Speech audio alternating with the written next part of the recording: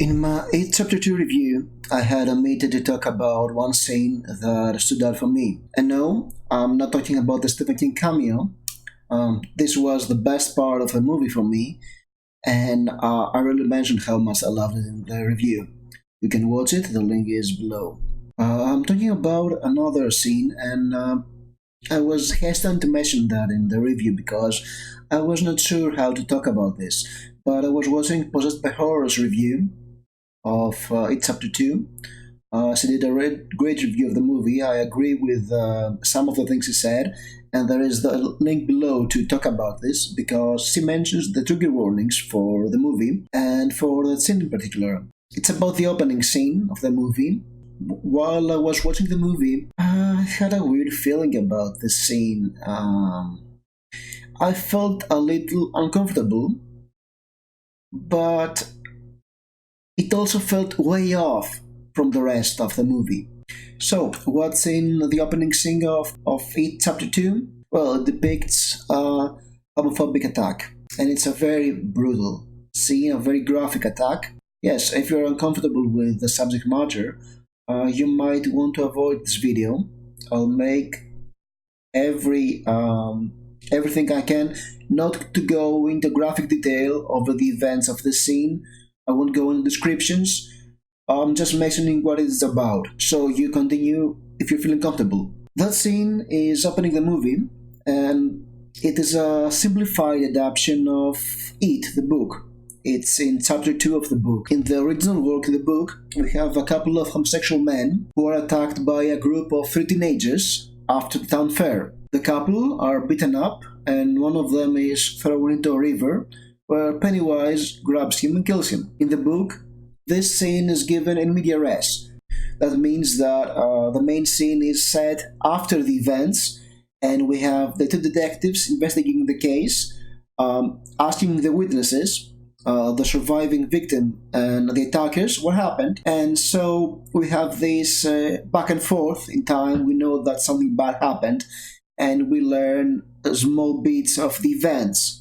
And there is also a bit of the description of how the detectives feel, and there is also some nice world building. It's a pure Stephen King, so in not a few pages because it's Stephen King, but in this chapter we learn a lot about Derry, its people, about the setting, and there is no brutal blow-by-blow description of the events.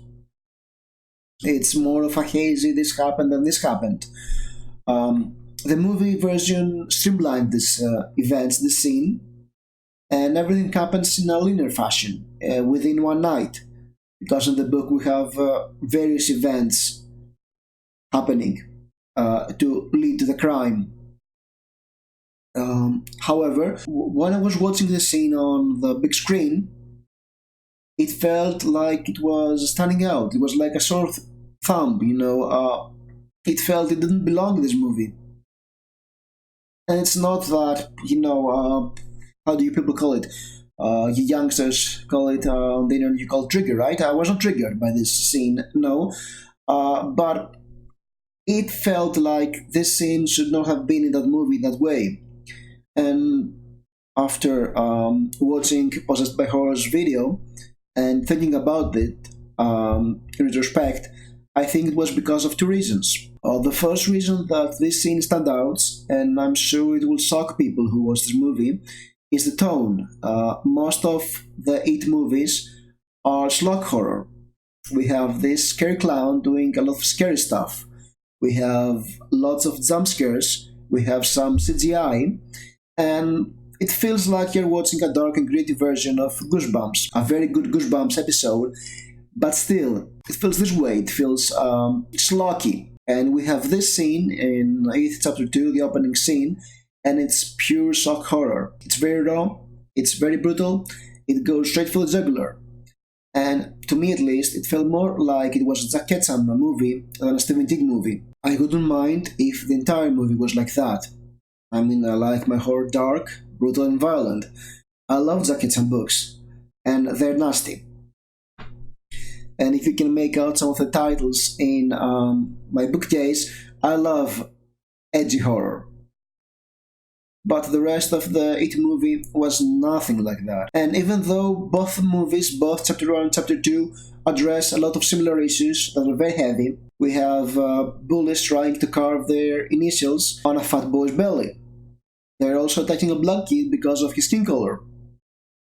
We have Val's creepy father and her abusive husband in Chapter 2.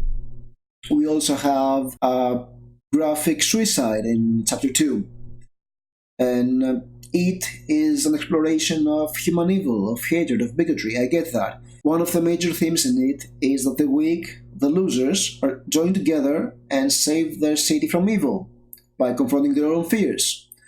I mean, come to think of it, and okay, that's spoiler.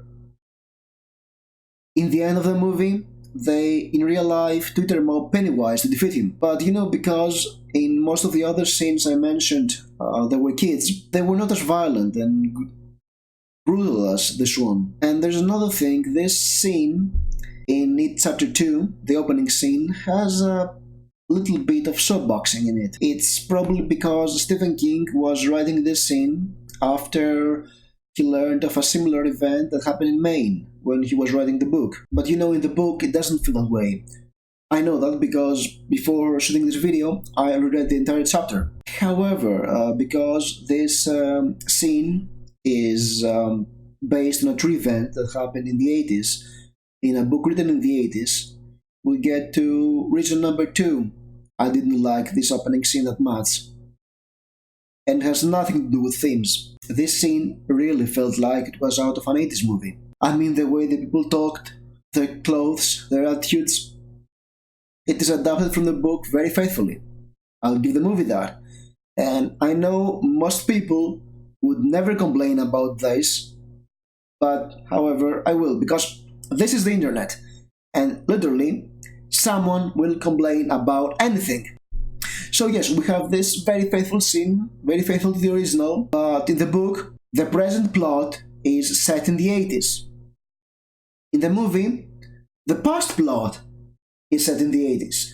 And I assume you are familiar with it in order to watch this video. We have 2 timelines, the past and the present timeline. So while I was watching this very 80s feeling scene, this assault, I was trying to figure out where in the timelines this scene takes place. Is it the past or is it the present? And if you're wondering about where something fits in a movie, it really breaks the immersion. And immersion is everything when you're watching a movie about an alien clone eating children. Or any other sci-fi or fantasy movie, come to think of it. So yes, for me, the opening scene, while very raw, very brutal, very triggering, it feels off, but for artistic reasons. It feels like it does not quite belong in the movie that we saw, but that's more about tone, not its content. However, when you go into a movie and mention about a triggering scene and real-life events and politics, a conversation begins. I don't want to go into the specifics of it because I'm straight as a highway. And speaking about issues that involve the LGBTQ plus community is, well, it's kind of arrogant and misinformed. But however, from everything I have read on this issue, the complaints, I get the feeling that most people are mentioning the scene because they're not calling it out. They're not trying to cancel it. And I know that there are outrage peddlers out there who are trying to do that, to sell this version of events of snowflakes who want to cancel it for this scene. I mean, take this tweet. I have erased the name of the one who has written it. And to me it reads like that: if you feel uncomfortable about a homophobic scene in a horror movie about an evil clone and kids, you might want to skip this one. Which is perfectly fair. Okay, to some people, it may seem like you're warning epileptics not to see a Serbian film because there are strobe effects in it. And if you're an insensitive jerk like me, who likes extreme horror, you're probably laughing right now. I get it. Unfortunately, this part had very bad sound in the video, so I have to re-record this because I have lost the lightning and it will be way off. Sometimes people just want to see something they enjoy and they want to avoid stuff that they feel very strongly about that may have been submitted to them themselves or people they know, and they just want to have fun with a movie about a clown eating kids. And that's perfectly understandable. That's what trigger warnings are about. And okay, maybe I'm an insensitive asshole. I'll admit that, I'm guilty. But I totally get it, and there's nothing bad about warning people that, hey, children or animals or women or people of color are being abused in a movie. Or in this case, homosexual people. So you may want to skip this movie. The rest of us, the insensitive jerks, can always enjoy our horror movies with all their blood and gore and stuff we like. So that's all, that's so simple. Let's get off topic for a while, and this is Twitter. That's the problem with Twitter. You're trying to convey a very loaded message with 240 characters.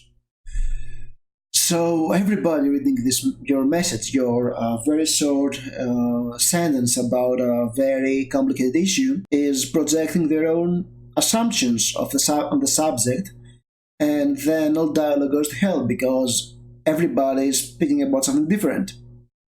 I mean, in my opinion, if you want to have a deep and meaningful conversation about heavy subjects, the best way to do that is during the later half of a long pub crawl when everybody's wasted. I'm not sure it will make much sense, but definitely it will be much more sober than a Twitter thread. So let's get back to our subject. I think it was not a long video and you weren't tired by it. How did you feel about it chapter 2 and its opening scene? I would appreciate if you leave a comment with your opinion about it. If you like the scene, if you did not like the scene, if you felt perfectly okay, if you were triggered, if you think it does belong and add something to the movie, I'll happily read your opinions. And if you like this video, don't forget to press the like button, share, and subscribe. Thank you for watching.